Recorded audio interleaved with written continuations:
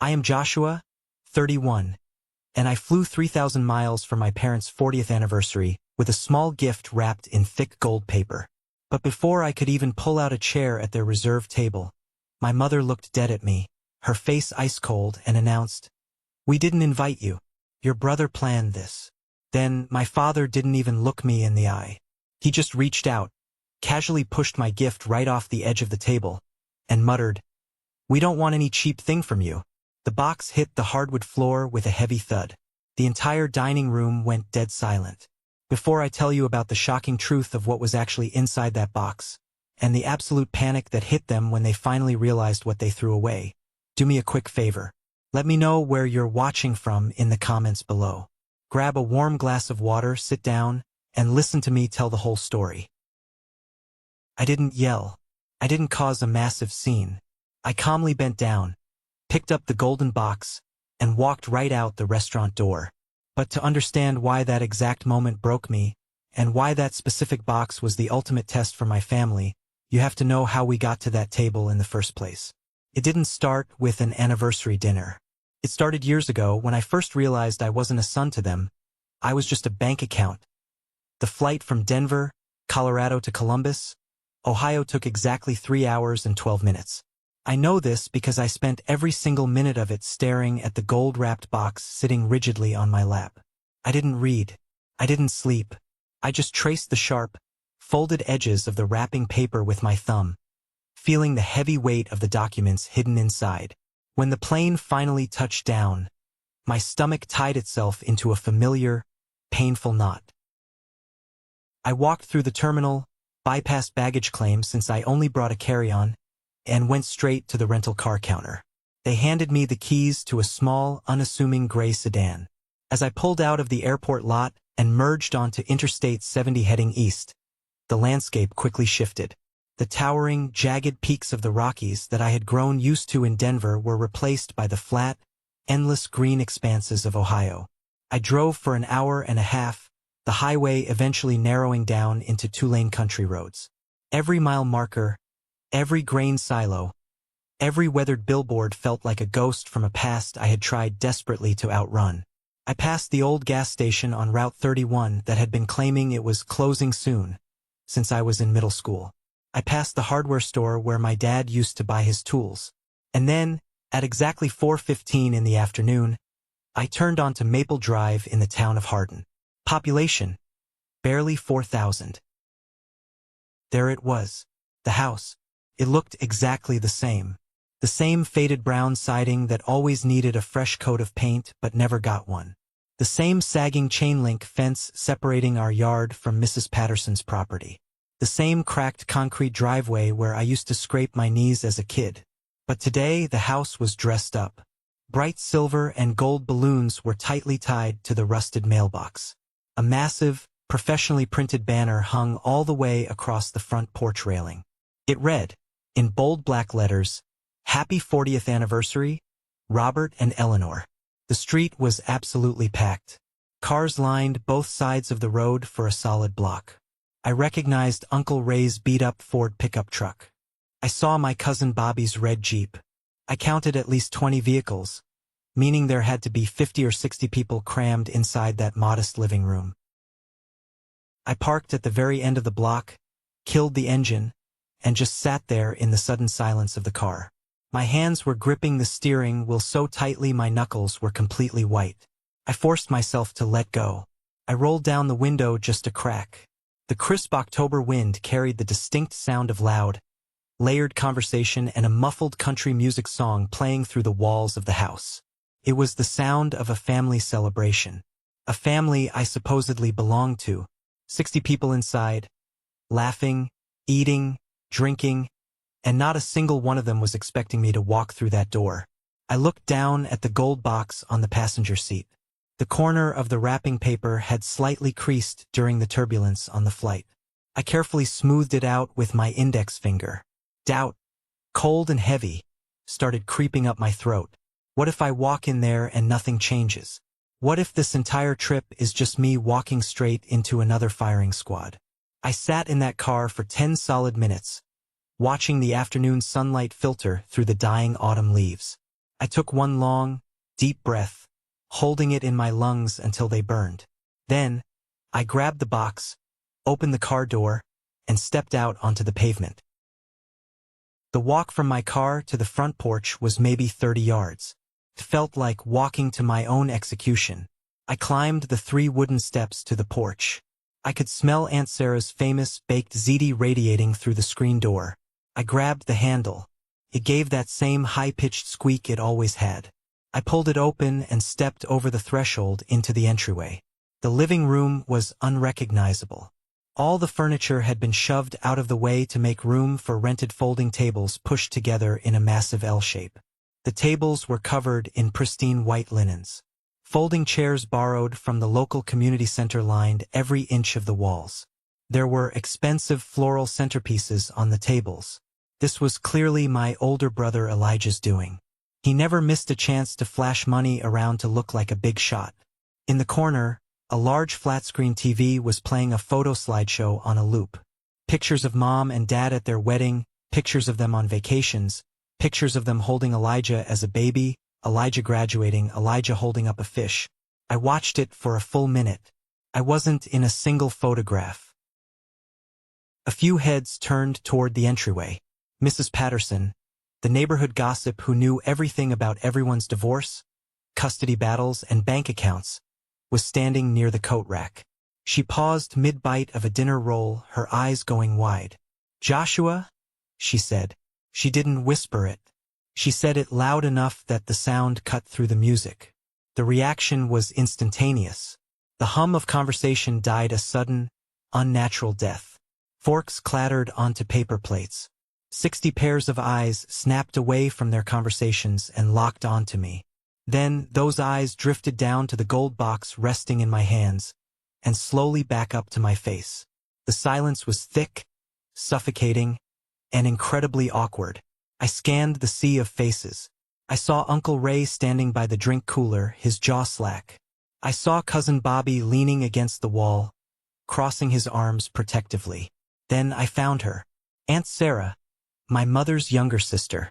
She was standing right near the arched doorway leading to the kitchen, holding a plastic cup of iced tea. The moment she saw me, she froze.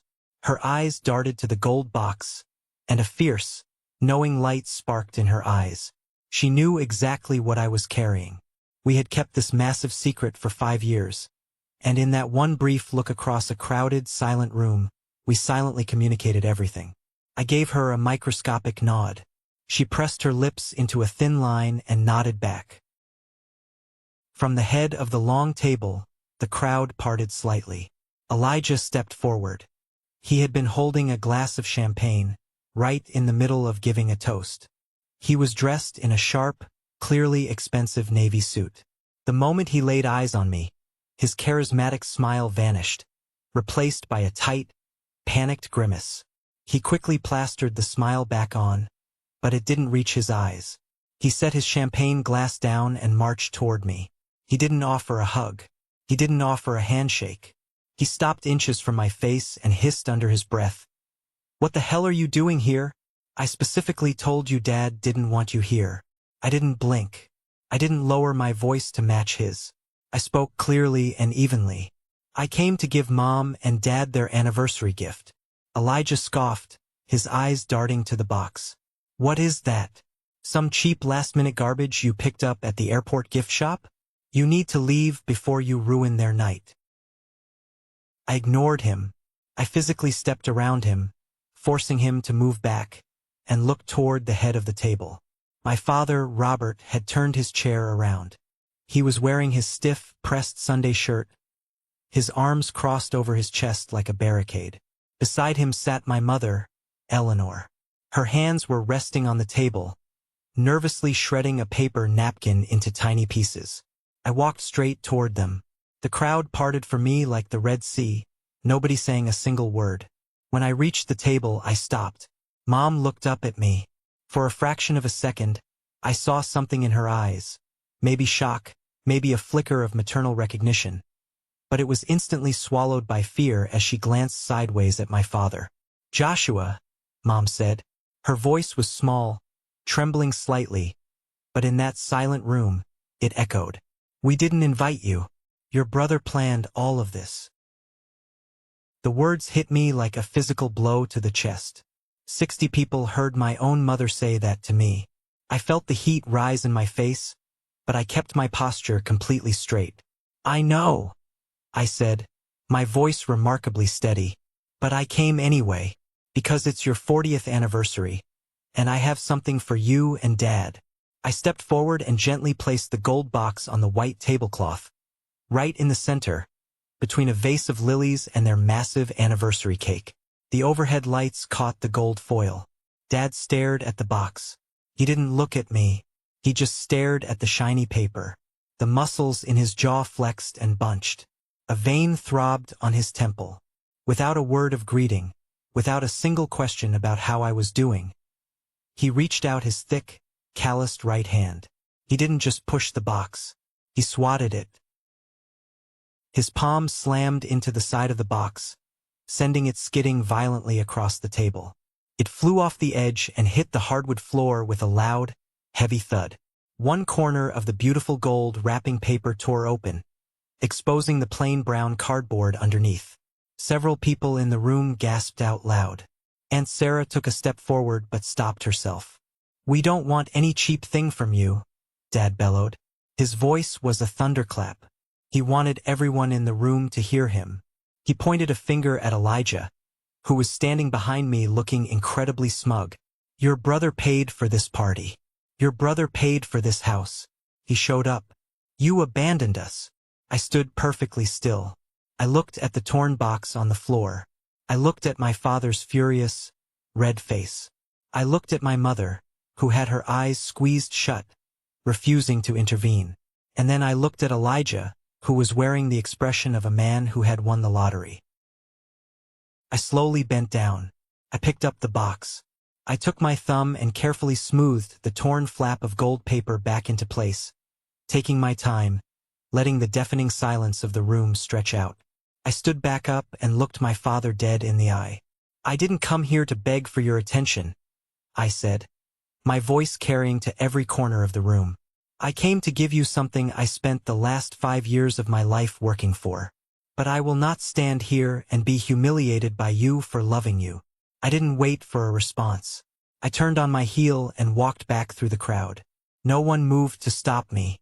No one said a word. As I reached the entryway, Aunt Sarah stepped out from the kitchen. She reached out and grabbed my forearm. Her grip was iron. Leave it with me, Joshua, she whispered fiercely, her eyes blazing with an intense, protective fury. Trust me. I hesitated for a second. Then I handed her the gold box. I pushed open the screen door, walked down the porch steps, got into my rental car, and drove away. As I merged back onto the highway, I knew the timer had started. To understand why that box was about to tear my family's reality apart, I have to take you back 5 years, to the day I realized I was entirely invisible. Growing up in Hardin, Ohio, my brother Elijah was the golden child, and I was the shadow. It wasn't just a slight preference. It was a fundamental law of physics in our household. Elijah was loud, athletic, and possessed a silver tongue that could talk him out of any trouble. I was quiet, observant, and spent my time drawing blueprints and building intricate models out of balsa wood in my bedroom. I remember a specific Tuesday evening when I was 14. I had just won first place in a statewide architectural drafting competition for high schoolers. I was incredibly proud. I brought the blue ribbon and the certificate to the dinner table, placing them carefully next to my plate. Dad walked in from his plumbing job, covered in dirt and grease. He walked right past my certificate, went straight to Elijah, and clapped him on the shoulder. Elijah had just made the junior varsity baseball team as a backup catcher. We spent the entire dinner talking about Elijah's batting average. My blue ribbon got pushed aside by a bowl of mashed potatoes and eventually stained with gravy. Dad had a terrible joke he loved to tell whenever we had company over. He'd stand by the grill, point his spatula at Elijah, and say, "Elijah got the brains and the brawn." Then he'd point at me, chuckle and say, "And Joshua, well, Joshua is Joshua." Everyone would laugh. I learned to force a smile and laugh along, because getting angry only made me look jealous. When I turned 26, I got an incredible job offer. A mid-sized architectural firm in Denver, Colorado offered me a junior associate position. It came with a decent starting salary and the promise of a real career. I packed my entire life into the trunk of my beat-up Honda Civic. The morning I left, the house was eerily quiet. I found Dad in the kitchen, lying on his back under the sink, wrenching a pipe. I stood in the doorway with my duffel bag over my shoulder. "Dad," I said, "I'm heading out, driving to Denver today." He didn't slide out from under the cabinets. He didn't put down his wrench. He just grunted from the shadows. "Good. One less mouth to feed around here." I stood there for 5 seconds, waiting for a "drive safe" or an "I love you." Nothing came. I walked out the door, got into my car, and drove out of Ohio with a lump in my throat, so large I could barely swallow. Denver was a completely different world. The altitude was rough, the rent was high, and I didn't know a single soul. But I threw myself into my work. I stayed late, I came in on weekends, and I slowly started building a life. And then I met Chloe. Chloe was a graphic designer who worked in the building across the street. We bumped into each other at a coffee shop, and she accidentally spilled half an iced latte on my blueprints. She was mortified. I was captivated. Chloe was the first person in my entire life who looked at me and didn't immediately look for someone better standing behind me. She saw me for exactly who I was, and she loved me for it. Even though I was building a new life, I still desperately tried to hold onto the old one. For the first 2 years in Denver, I called my parents' house every single Sunday at 7 p.m. Mom would answer maybe once a month. She'd give me brief, hurried updates about the weather or the neighbors. Dad never got on the phone. "He's busy in the garage," Mom would always say. I tried texting Elijah. "Hey man, how are things back home?" I'd write. Days later, he'd reply, "Busy. You know how Dad is. Still mad you abandoned the family for a fancy city job. Don't take it personally." I refused to give up. I spent 3 weeks meticulously hand-carving a beautiful mahogany clock for Dad's birthday. I sanded it, stained it, and shipped it via priority mail. I tracked the package. It arrived on a Tuesday. Wednesday came, no call. Thursday, nothing. Finally, I called Elijah and asked if Dad liked the clock. Elijah sighed heavily into the phone, sounding exhausted by my mere existence. "Listen, Joshua, I don't know how to tell you this. They threw it away. Dad didn't even want to open the box. I'm sorry, man. That broke me. I stopped calling every Sunday. I stopped sending gifts. I focused entirely on Chloe and my career, eventually earning a major promotion to senior architect. I was making a great salary, Chloe and I were talking about marriage, and we had even started putting money away into a high-yield savings account, the beginning of a future college fund for the kids we eventually wanted to have. I was happy. Then, on a freezing Tuesday night in March 5 years ago, my phone rang. The caller ID said Aunt Sarah. I answered it, expecting small talk. "Joshua," Sarah said. Her voice was trembling, tight with panic. I didn't know who else to call. "I need to tell you something, and you can't tell your parents I told you." "What is it? Are they sick?" I asked, my heart rate spiking. "It's the house," Sarah said.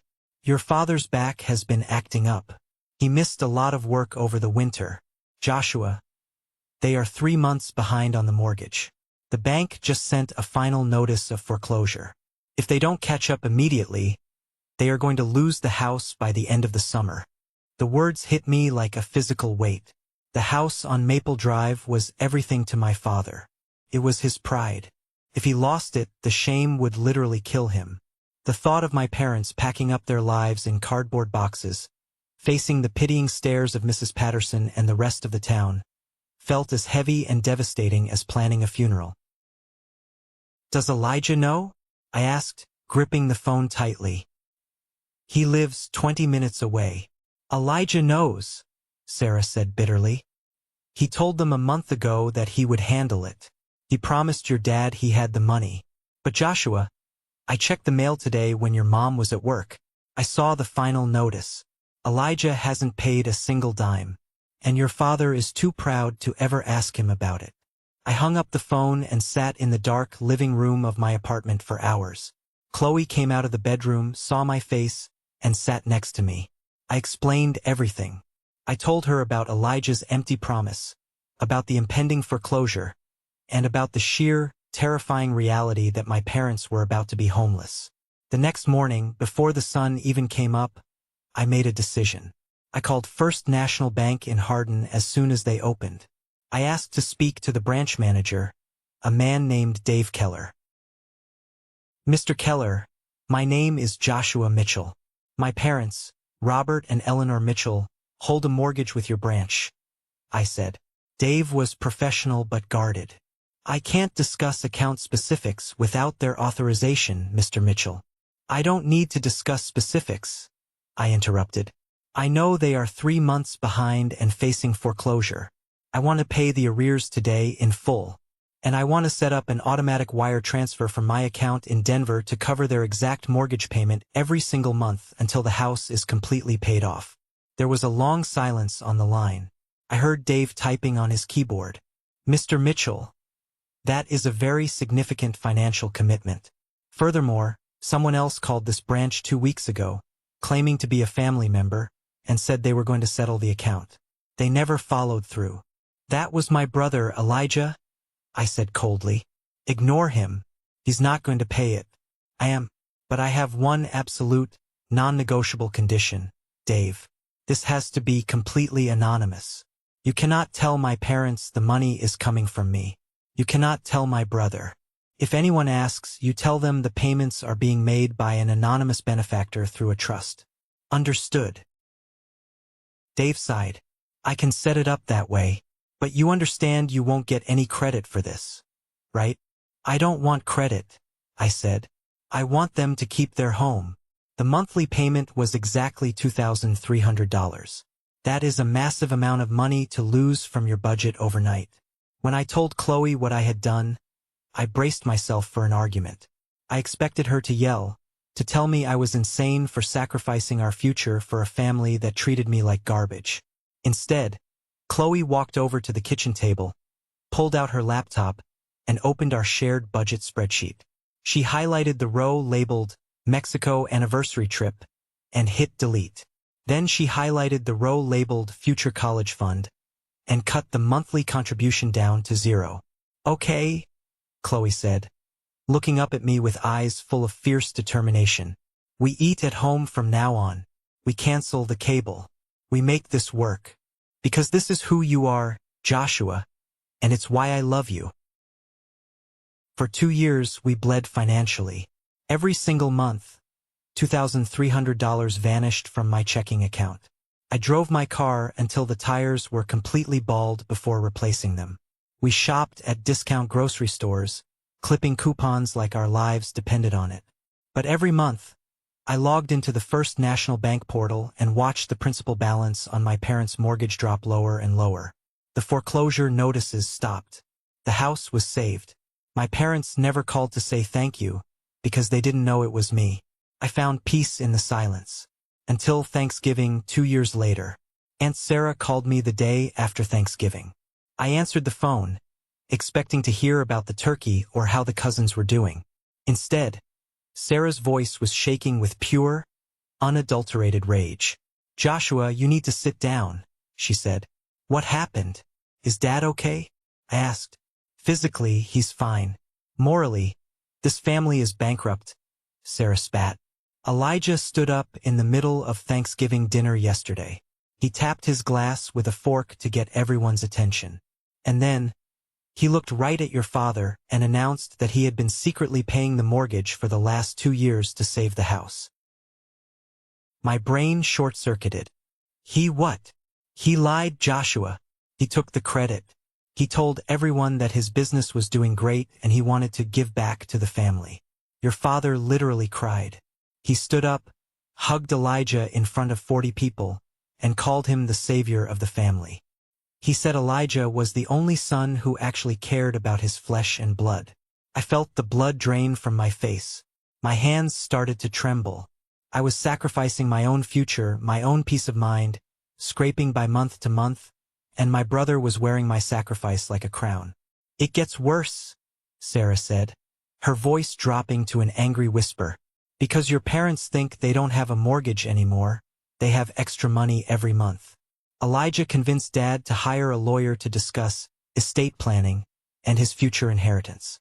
He convinced Dad to put his name on all their bank accounts to help manage their finances. And Joshua, Elijah just bought a brand new, jet black Porsche. He showed up to dinner in it. He told everyone it was a reward for his hard work. He's using their money, Joshua. He's draining them while you pay for their roof. I gripped the edge of the kitchen counter so hard my knuckles popped. I wanted to scream. I wanted to buy a plane ticket, fly to Ohio, drag Elijah out of that Porsche by his expensive collar, and beat the truth out of him in the middle of Maple Drive. I wanted to call my father and send him the bank statements right then and there. Tell them, Sarah pleaded. Let me tell them, Joshua. I will ruin him. I closed my eyes. I pictured my father's face if he found out his golden boy was a con artist. It would break him. It would destroy the family entirely. And worse, if Dad's pride was wounded, he might refuse to let the bank accept my money anymore out of sheer stubbornness. The house would go right back into foreclosure. No, I said, my voice cracking. Don't say a word, Sarah.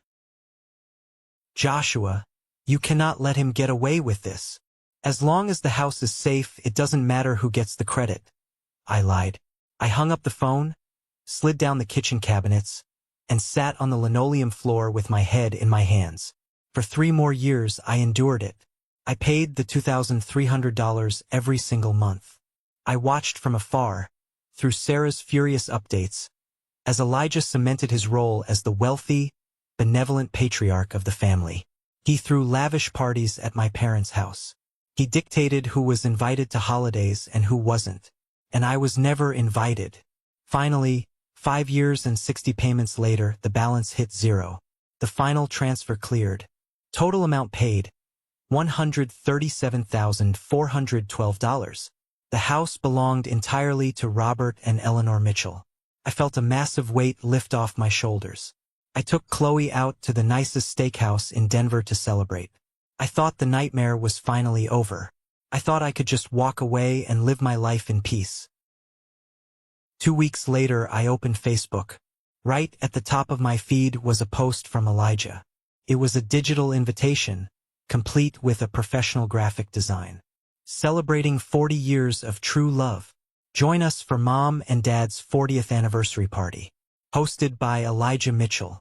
Family only. The post had hundreds of likes. Uncle Ray commented, "Can't wait to celebrate the best couple I know." Cousin Bobby commented, "Bringing the good whiskey for this one." I scrolled through the comments. Not a single mention of me. Not a single message in my inbox.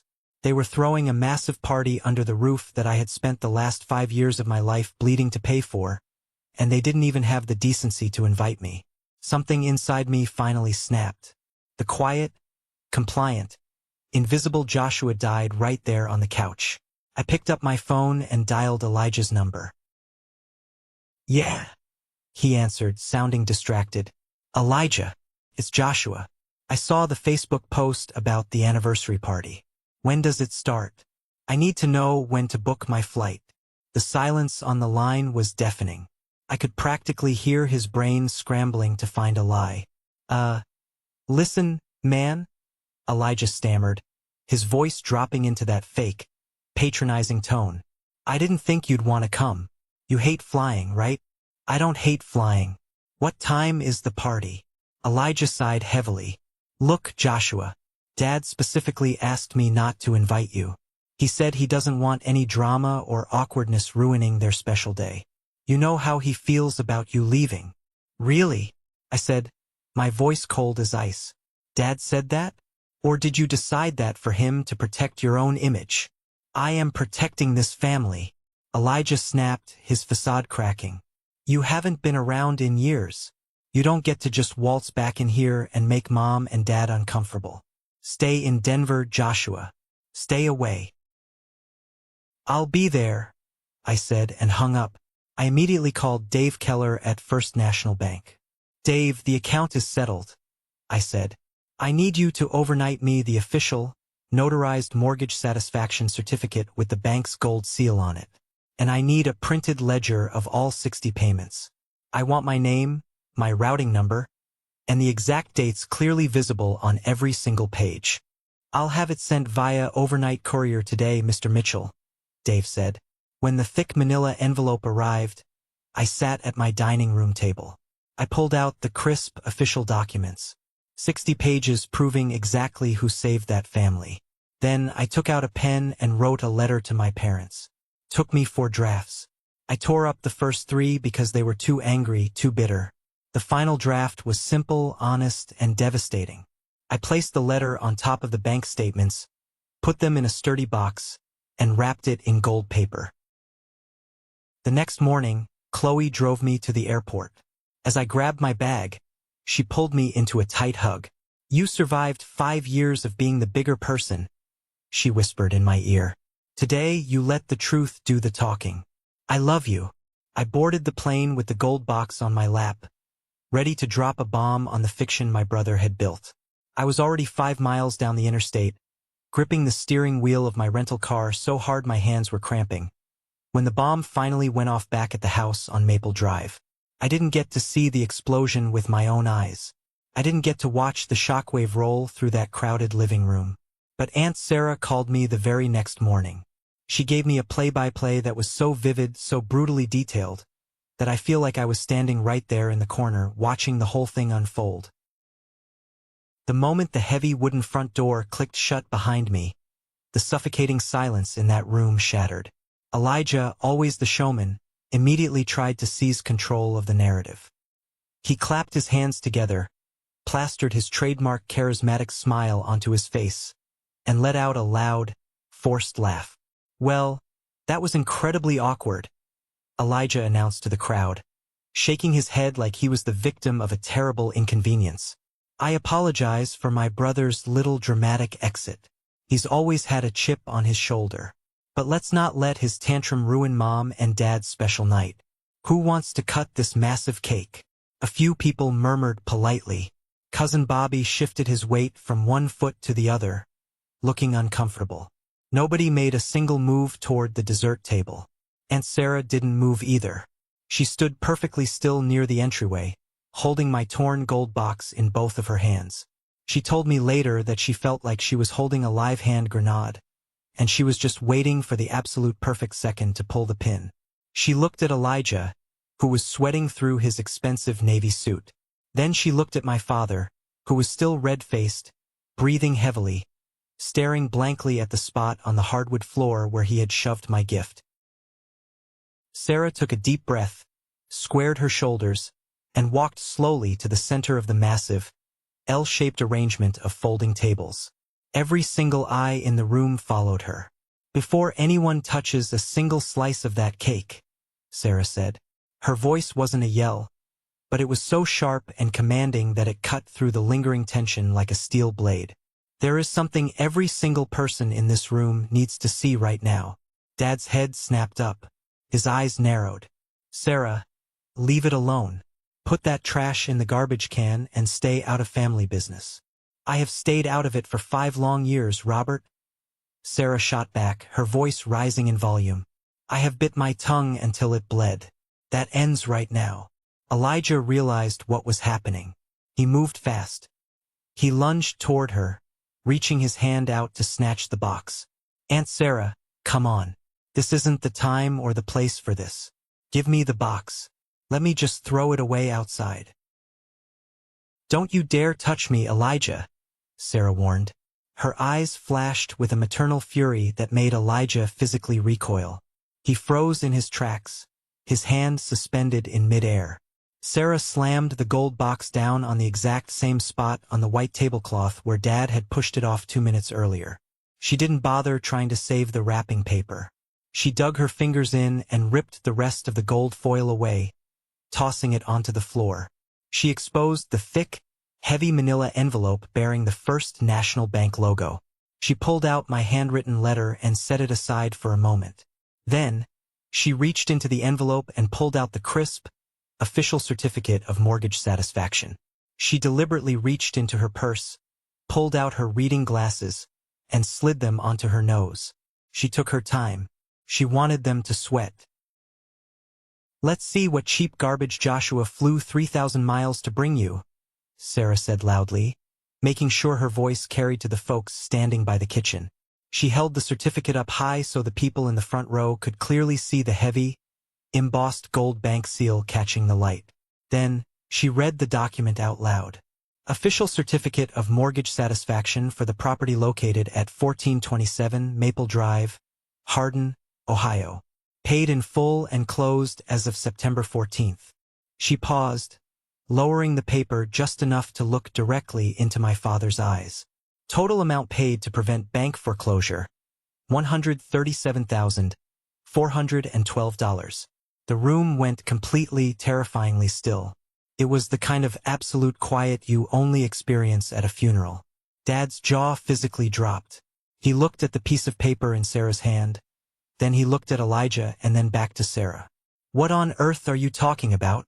Dad demanded, his voice trembling with confusion. "Elijah paid that off. Elijah saved this house. He told us." "Did he?" Sarah challenged. She reached back into the manila envelope and pulled out the massive, thick stack of bank statements. 60 separate pages. She slammed the entire stack onto the table with a loud smack. "These are the certified transaction records from the bank.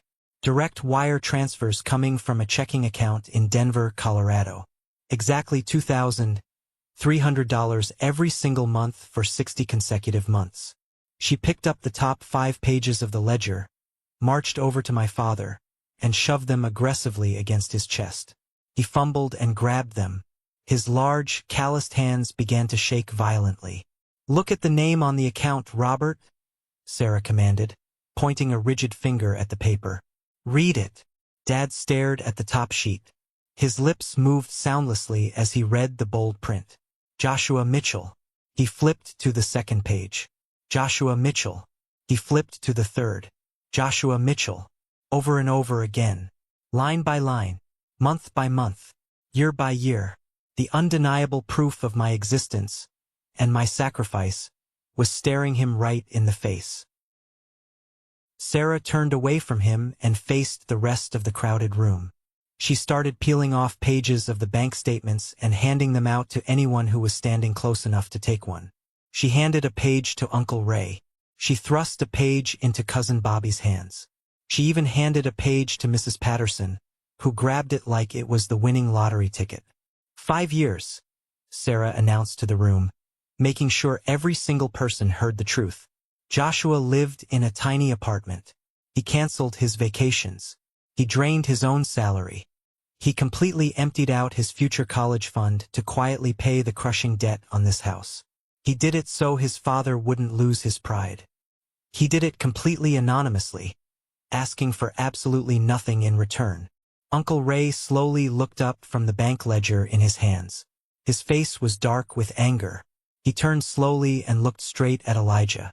"Elijah," Ray said, his voice thick with a dangerous, quiet rage. "You looked me dead in the eye at the Thanksgiving dinner table 2 years ago, and you swore to me you were writing checks to the bank." Elijah's face was entirely drained of color. He looked like a cornered animal. He took a clumsy step backward, bumping his hip hard against a metal folding chair. I helped," he stammered, his silver tongue finally failing him. "I contributed in other ways, Uncle Ray. I handled the lawyer stuff. I managed the inheritance planning to protect the family assets. I gave them financial advice. You didn't pay a single dime toward the roof over your own parents' heads," Sarah yelled, her voice echoing off the walls. "Dave Keller at the branch confirmed it all to me. You promised your father you would pay the arrears, and then you walked away and let them face foreclosure. Joshua stepped in from 3,000 miles away to save them from being thrown out onto the street." Dad slowly lowered the papers. The anger was completely gone from his face, replaced by a look of sheer, unadulterated devastation. It was the look of an old man watching the entire foundation of his reality crumble into dust. "You lied to me," Dad whispered, his voice cracking. You let me stand up in front of this entire family and call you a savior. You sat there and smiled while I treated your brother like absolute dirt. You let me throw his gift on the floor. Elijah opened his mouth, desperately trying to form a sentence, but nothing came out. He looked around the room, searching for a single friendly face. The neighbors and cousins who had been clapping for his champagne toast 10 minutes ago were now glaring at him with pure disgust. Mrs. Patterson actually took a physical step away from him, pulling her cardigan tight around her shoulders. Cousin Bobby shook his head in absolute disbelief. Then Mr. Holloway spoke up. He is our 70-year-old neighbor, a retired mechanic who has lived across the street since before I was even born. He leaned heavily on his wooden cane, stepping out from the crowd, and looked directly at my father. Robert, Mr. Holloway said, his voice gravelly and slow, carrying the weight of decades of observation. You just threw out the only son who actually gave a damn about you. The moment Mr. Holloway spoke those words, whatever fight was left in Elijah completely evaporated. He couldn't handle the heavy, judgmental stares of 60 people. He couldn't handle the reality of being publicly exposed as a fraud. Without saying another word to Mom, without offering a single apology to Dad, Elijah grabbed his car keys off the side table, shoved his way roughly through the crowd, and bolted out the back door. Seconds later, everyone in the living room heard the aggressive, roaring engine of his precious black Porsche fire up. We heard the tires violently squeal against the asphalt as he sped away from the house, fleeing the scene of his own crime. He didn't stay to face the music. He just ran like a coward. Inside the house, the anniversary party was completely dead. The celebratory atmosphere had been sucked out of the room, replaced by a heavy, suffocating blanket of grief and embarrassment. Guests began gathering their coats, purses, and covered dishes in awkward, hushed silence. Nobody wanted to make eye contact with Dad. They murmured quiet, uncomfortable apologies to Mom, avoiding looking at the bank statements scattered across the tables, and quickly shuffled out the front door. Within 20 minutes, a house that had been packed with 60 laughing, celebrating people was entirely empty, save for Mom, Dad, Aunt Sarah, and Uncle Ray. The silence in the room was deafening. The festive country music had been turned off. The only sound was the hum of the refrigerator in the kitchen. Mom was sitting collapsed in her metal folding chair. She had her face buried deep in her hands, her shoulders shaking as she sobbed uncontrollably. Dad was frozen perfectly in place, standing over the table, staring blankly down at the torn gold wrapping paper resting on the hardwood floor. Uncle Ray, who is a no-nonsense construction foreman and doesn't sugarcoat anything for anybody, walked slowly over to Dad. He put a heavy hand on Dad's shoulder. Robert, Ray said firmly, forcing Dad to look up. If Elijah lied to your face about paying off the house for 5 solid years, what else has that boy been lying to you about? Dad blinked, snapping out of his miserable trance. He looked at Ray, his eyes bloodshot. What do you mean, Ray? The lawyer, Ray said, crossing his arms. The fancy estate planning he insisted on. The joint bank accounts. You gave him full, unrestricted access to all your finances because you honestly believed he was saving your neck from the bank. Where is your money actually going, Robert? Dad's face went from pale to a sickly ash gray. Panic flooded his eyes. He stumbled away from the table, practically running over to the old, heavy oak desk in the corner of the living room. He unlocked the bottom drawer with shaking hands and pulled out a thick, overstuffed stack of financial folders that Elijah had generously organized for them. Ray stood right over his shoulder, acting as a witness, as they frantically dug through the piles of paper. Took them less than 10 minutes to find the smoking gun. It was a standard auto loan agreement for a luxury vehicle. Specifically, the brand-new jet-black Porsche that Elijah had been parading around town for the last 2 years. Elijah didn't buy that car with the profits from his supposedly booming business. He didn't have a successful business at all. He bought that exorbitant car by taking out a massive, high-interest loan and tying it directly to my parents' joint savings account. because my parents believed they didn't have a monthly mortgage payment anymore. They had been faithfully building up a decent retirement savings over the last 5 years. Elijah, acting as their financial manager, had been slowly, methodically bleeding that savings account dry to pay for his luxury car loan, his tailored suits, and his lavish dinners out. He had literally stolen their financial security, their hard-earned safety net, to fund his fake, arrogant lifestyle. Dad let out a sound that was half gasp, half sob. He collapsed backward into his worn armchair. The loan documents slipped out of his trembling hands and scattered like dead leaves across the floor. He put his head between his knees and wept. Aunt Sarah told me later that it was a genuinely terrifying sound. My father was a hard, incredibly proud, stubborn man. Hearing him break down and cry like a wounded animal was something nobody in the family had ever witnessed in his entire 64 years of life. "I pushed him away," Dad kept repeating, his voice choked with heavy sobs, rocking back and forth. "I pushed my own son's gift off the table. I called him a stranger to his face." Mom suddenly stopped crying. She stood up from her folding chair. She wiped her wet face with her hands, smearing her makeup. She walked over to the main table, gently picked up my handwritten letter that Sarah had set aside, and held it tightly against her chest. She looked down at Dad with a fierce, uncompromising expression. "Call him," she demanded. Dad fumbled in his pocket, pulled out his cell phone, and dialed my number. I was sitting alone in the crowded airport terminal in Columbus, staring blankly at the departure board, waiting for my late-night flight back to Denver. My phone buzzed in my pocket. I pulled it out and looked at the screen. The caller ID said, "Dad." I stared at that glowing name for a long time. My thumb hovered over the green accept button. Then, I slowly moved my thumb and hit the red ignore button. He called again. I ignored it again. He called 5 times, 10 times in a row. I let every single one of those calls go straight to voicemail. I was too emotionally exhausted, too thoroughly drained, to listen to whatever frantic excuses or apologies he was trying to stitch together. I boarded my plane, switched my phone to airplane mode, closed the window shade, and flew home in absolute darkness. Back in Ohio, Dad set his phone down on the oak desk. He looked up at Mom, his eyes hollow. "He won't answer the phone." Mom didn't hesitate for a single second. "Then go get the keys to the truck, Robert. We are driving to Denver right now."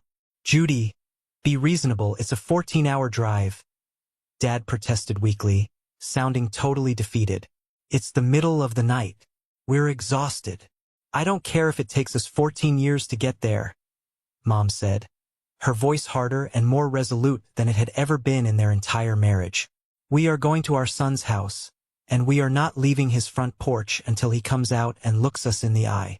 Go get the keys." At 3 o'clock in the morning, Dad backed his dusty, 10-year-old white pickup truck out of the driveway. Mom climbed into the passenger seat holding a large thermos of black coffee and the gold box, which Sarah had carefully taped back together. They pulled out of the neighborhood, merged onto the dark interstate, and drove west. They didn't stop to rest at a hotel. They only stopped for gas and bathroom breaks. They drove silently across the flat plains of Ohio, through the endless cornfields of Indiana and Illinois, across the bridge into Iowa, over the sprawling stretches of Nebraska, and straight into the rising altitude of Colorado. It was 14 grueling, back-breaking hours of highway lines, burnt coffee, and suffocating, overwhelming guilt. I woke up the next morning in Denver feeling incredibly strange. For the first time in 5 years, my chest didn't feel tight.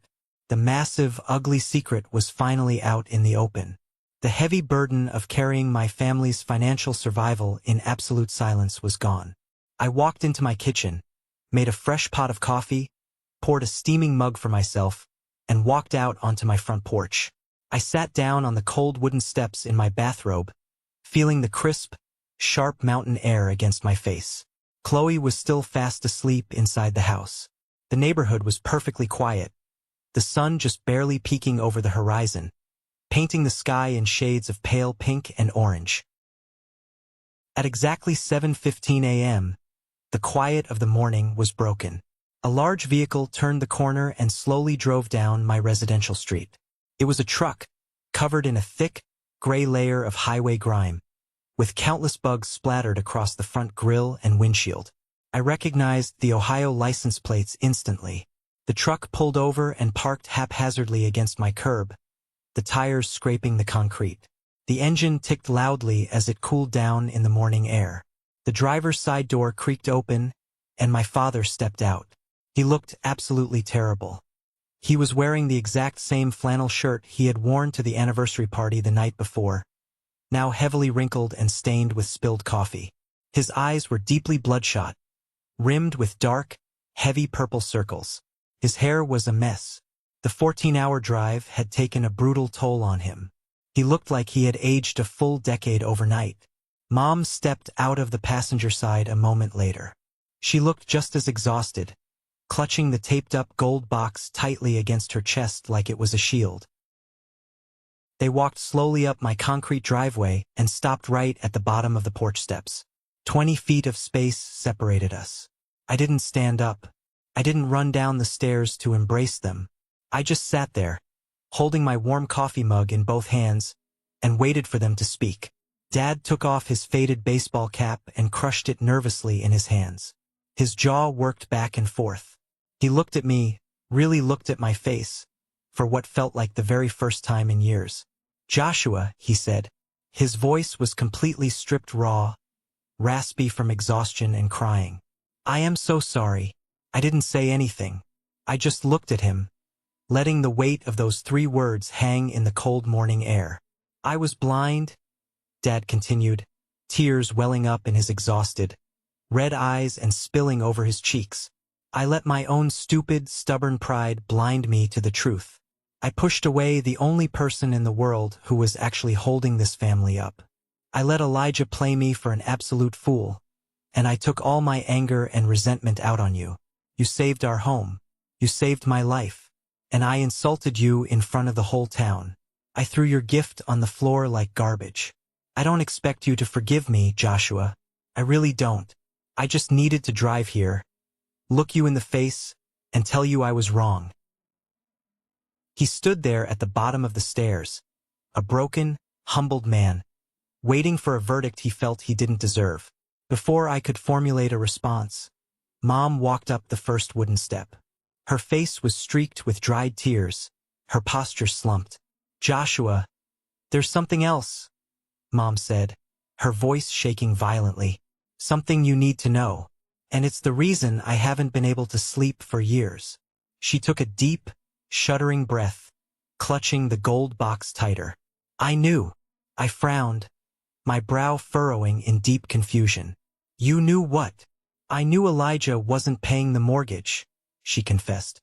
The words tumbled out of her mouth like a heavy, poisonous confession she couldn't hold inside anymore. "Around year 3, I was looking for a meatloaf recipe in the bottom desk drawer. I found a letter from the bank that Elijah had accidentally left out. It showed the routing number of the person making the monthly wire transfers. It wasn't Elijah's local bank. And I knew Elijah was always broke, always asking your father for short-term loans. Deep down, Joshua, I knew it had to be you. You were the only one with a steady job in a big city. You were the only one responsible enough to actually do it." I stared at her, my heart suddenly hammering a frantic rhythm against my ribs. "You knew for 2 years? You knew I was paying it and you let Dad give Elijah all the credit? You sat there and let Dad say those horrible things to me, year after year." Mom broke down sobbing. She dropped to her knees right there on the hard concrete step. "I was terrified, Joshua. I was so scared. Your father was finally happy. He was so proud of Elijah. If I told him the truth, if I exposed his golden boy as a liar and a thief, the shock would have destroyed him. It would have caused a massive fight. I was terrified he would ask for a divorce. I was terrified of tearing the whole family apart. I chose to keep the peace. I chose the easy way out. And by doing that, I betrayed my own son. I let you suffer in silence. And I will never, ever forgive myself." That was the final, brutal twist of the knife. The silence I had endured from my family wasn't just born of ignorance. It was active, calculated complicity. My own mother knew I was bleeding myself dry for them, sacrificing my salary and my future, and she deliberately chose to protect a comfortable lie rather than stand up for me. I slowly stood up. I set my coffee mug down on the wooden railing. I looked down at both of them. "Your silence was a choice, Mom," I said, my voice eerily calm, devoid of any shouting. "Your silence was a betrayal.